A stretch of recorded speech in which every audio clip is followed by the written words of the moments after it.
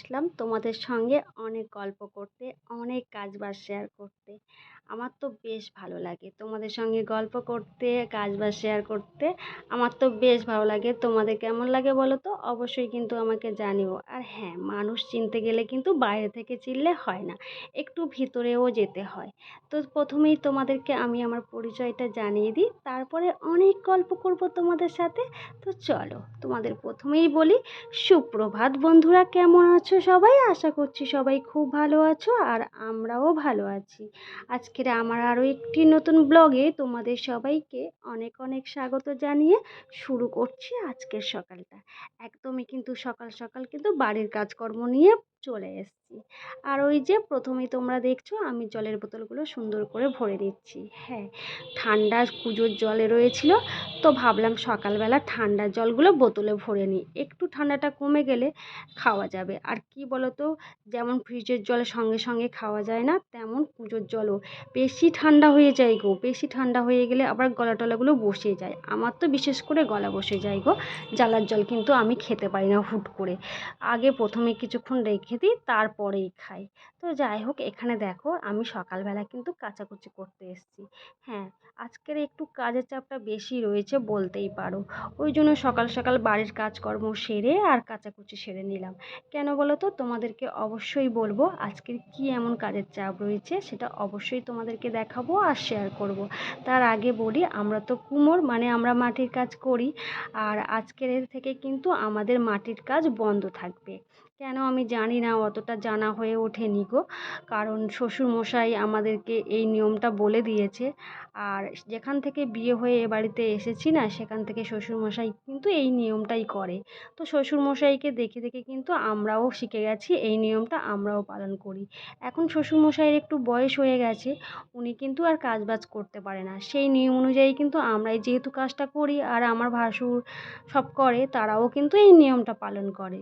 তো সেই নিয়মটা হচ্ছে, এই যে চৈত্র মাসের শেষ চড়ক, আজকের দিনে তোমরা কম বেশি সবাই জানো চড়ক মেলা হয়। তো সেই চড়কের দিন থেকে আমাদের মাটির কাজ বন্ধ থাকে।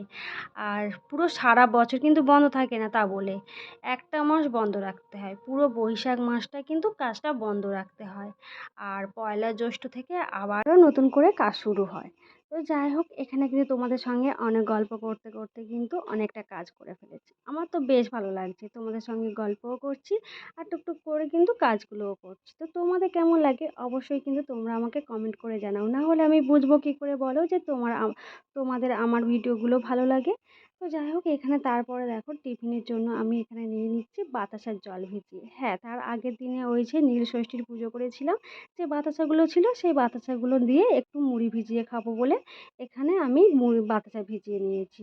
আর এই বাতাসা মুড়ি ভিজিয়ে খেতে কিন্তু আমার খুব ভালো লাগে। আর এই সকাল থেকে কাজবাজ করতে করতে টিফিন খাওয়ার বেলাও হয়ে গেছিলো।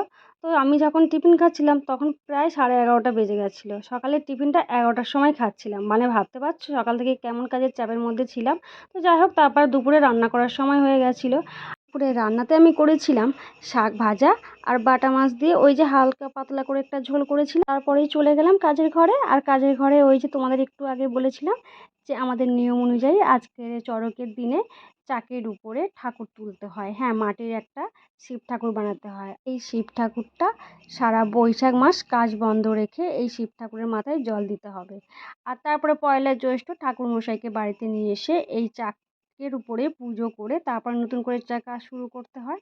তো সেই নিয়ম অনুযায়ী তোমাদের দাদাভাই কিন্তু সেই নিয়মগুলোই করছে। তো যাই হোক, এখানে সারাদিন বাস অনেক কাজবাজ হলো। তারপরেই বিকাল হয়ে গেছিলো। আর বিকেলবেলা এই যে আমিও আমার হাতের কিছু কাজ বাকি ছিল সেগুলো করতে বসে পড়েছি। হ্যাঁ, সংসারের সমস্ত কাজবাজ গুছিয়ে করে আর এই কাজটা করতে আমি কিন্তু ভীষণই ভালোবাসি। ওই জন্য যতই কাজ থাকুক না কেন আর শরীরে যতই এনার্জি কম থাকুক না কেন, এই কাজটা আমি কিন্তু করবই করব। বলতেই পারো যে এই কাজটা আমার কাছে এক ধরনের নেশা। এই কাজটা না করলে আমার যেন মনে হয় সারাদিনে যেন আমি কি একটা কাজ করিনি। মনের মধ্যে সারাক্ষণই মনে হয় কোনো কাজ আমার বাদ পড়ে গেছে। আর যখনই এই কাজটা করব তখনই মনে হয় যেন না, আজকের দিনে আমার ঠিকঠাকই কাজ হলো। তো যাই হোক, তারপরে দেখো বিকালে যে জামা কাপড়গুলো কেচেছিলাম দুপুরে, সেই জামা কাপড়গুলো বিকালে নিয়ে এসে একটু গুছিয়ে নিচ্ছিলাম। তো আজকের ভিডিওটা তোমাদের কেমন লাগলো অবশ্যই কিন্তু আমাকে জানাও। আর নেক্সট ভিডিওর জন্য আবারও দেখা হচ্ছে। ততক্ষণে তোমরা সবাই খুব ভালো থেকো। টাটা।